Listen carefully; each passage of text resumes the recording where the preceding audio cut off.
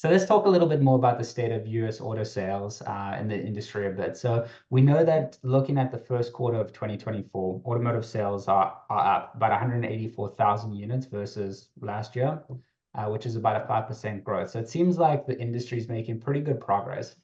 But I'm interested to hear your thoughts around kind of the general market sentiment. What are OEM incentive planning teams saying about kind of the rest of 2024? Where do they see it going? Incentive spending's way up on a year-over-year basis. And what OEMs are trying to figure out how to do now, more so than ever, is really surgically put those incentives into the marketplace.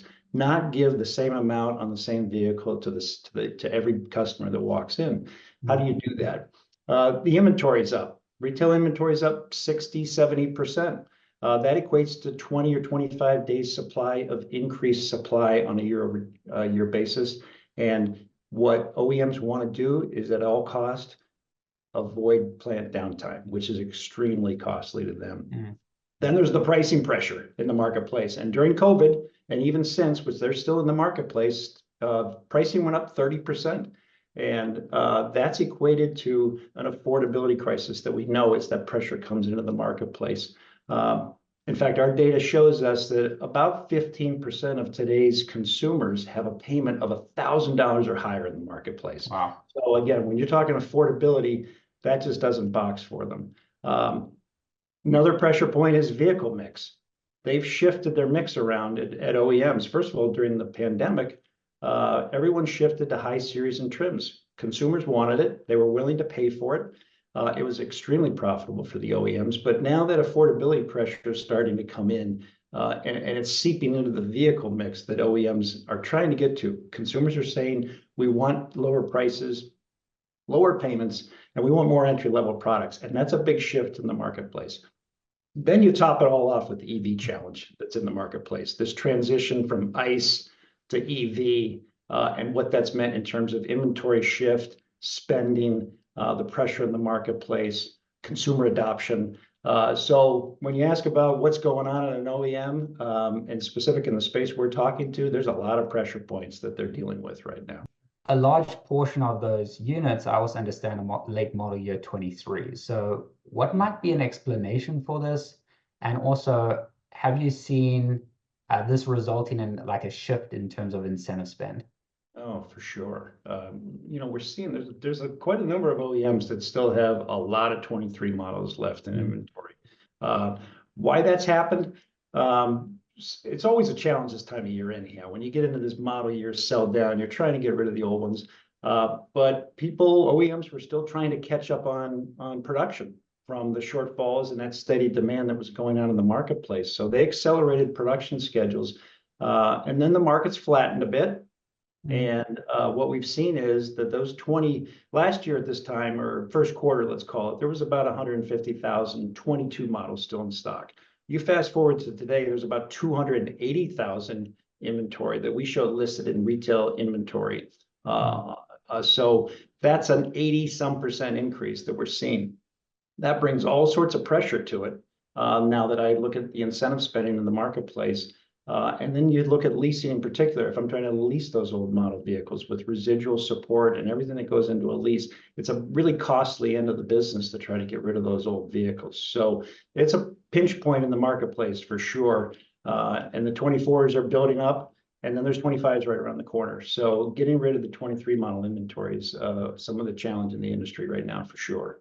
Yeah, no, I understand that. I mean, I've worked with the OEM on the OEM side myself, worked with dealers, and one thing that's always impressed me about dealers and OEMs, or just our industry in general, is the ability to kind of adapt to change, and then also seek out, find those opportunities. So I'm sure that we will work through selling through these model years and kind of the focus where we need to and shifting that focus. Have you seen incentives kind of up consistently across all states, across the market, or is this kind of more isolated to specific segments? Yeah, when we look at our data and we look at the incentive spending, it's pretty consistent across the country overall. And we've seen this month to month to month now on a year-over-year basis. Incentive spending is up about 90, we can even say 100% on a year-over-year basis. So pretty staggering increases. That's about $1,400 a unit when you put it into dollars and cents. So that's the aggregate.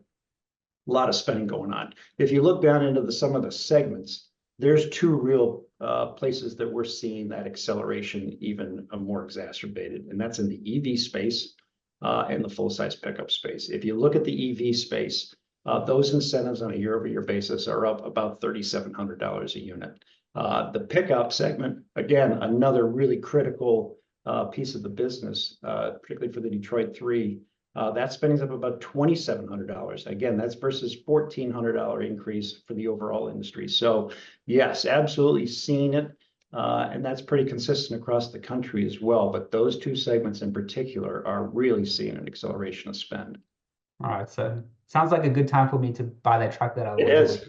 Absolutely. Go get one right now. So you mentioned that obviously EV incentive spending is up. I've also seen some recent articles published around how manufacturers have actually taken price cuts. So, actually reducing price of MSRP or that sticker price of a vehicle. Which models have you seen taking the largest price adjustments, largest changes in terms of price? And also, how is that affecting EV affordability? Yeah, it's a great question. And this is a bit of a new phenomenon in the business, right? I spent a lot of my career working on the variable marketing and the incentive space. And that's traditionally, as we know, for 50 plus years, this is how discounting happened.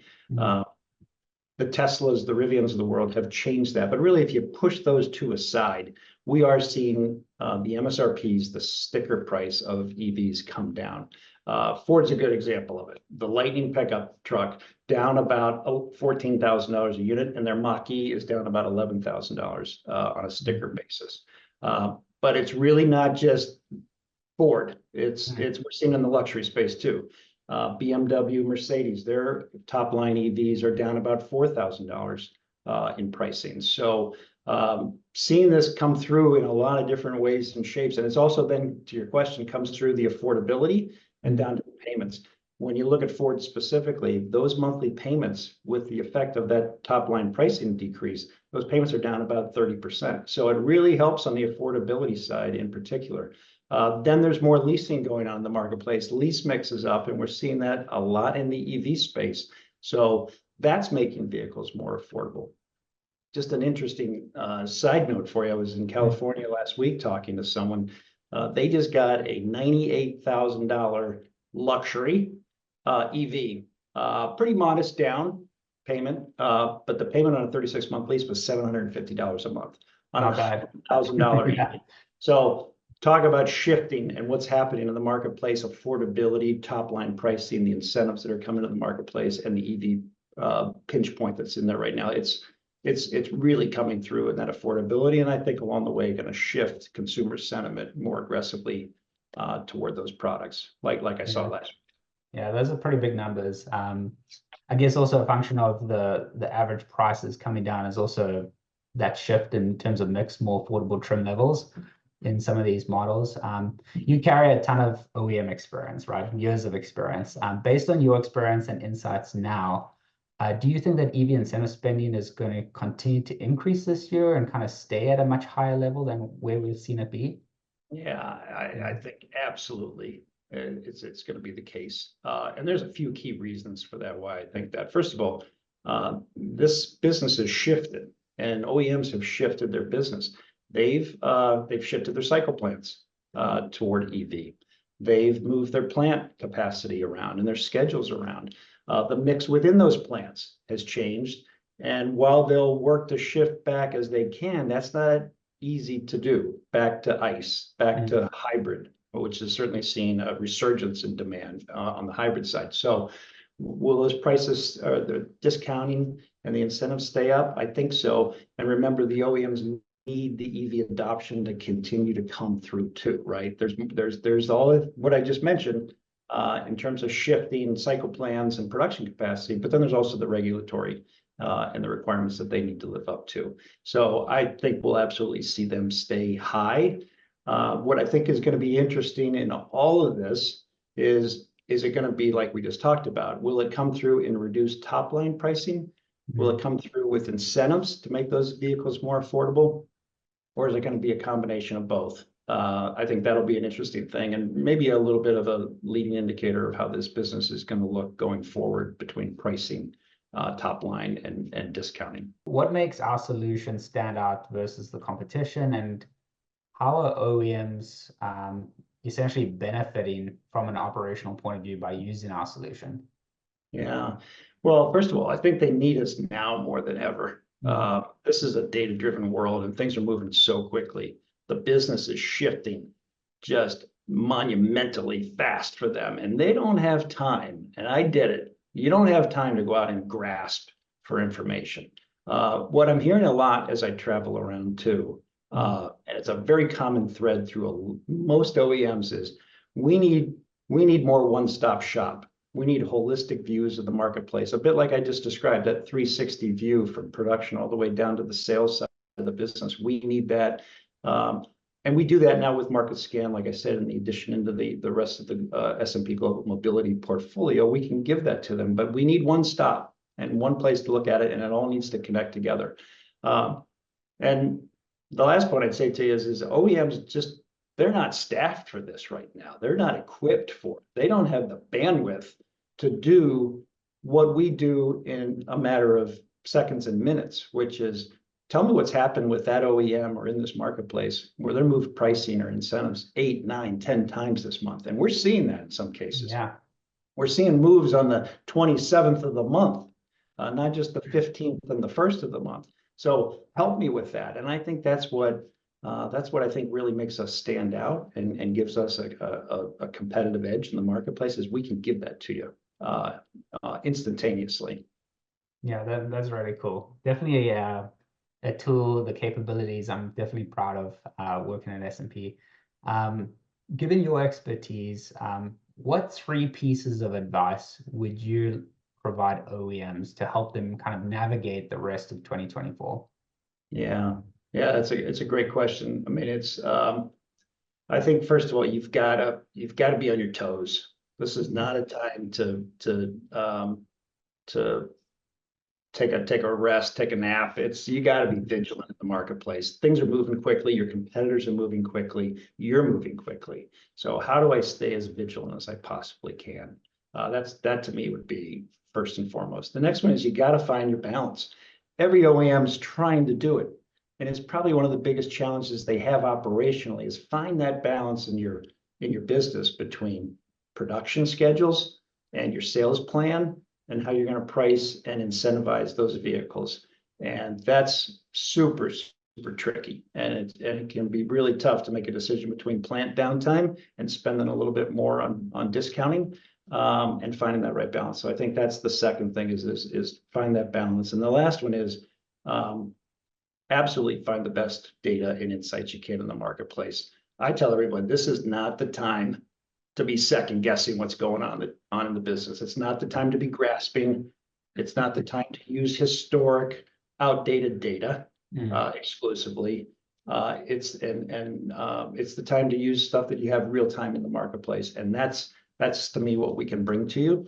But three key things: stay vigilant, find your balance, and find the absolute best data and insights you can. Awesome, Scott. Well, I've really appreciated this conversation. It's always a pleasure to chat with you, learn from you as well. For those that want to get more in touch with you, what's the best way to reach you?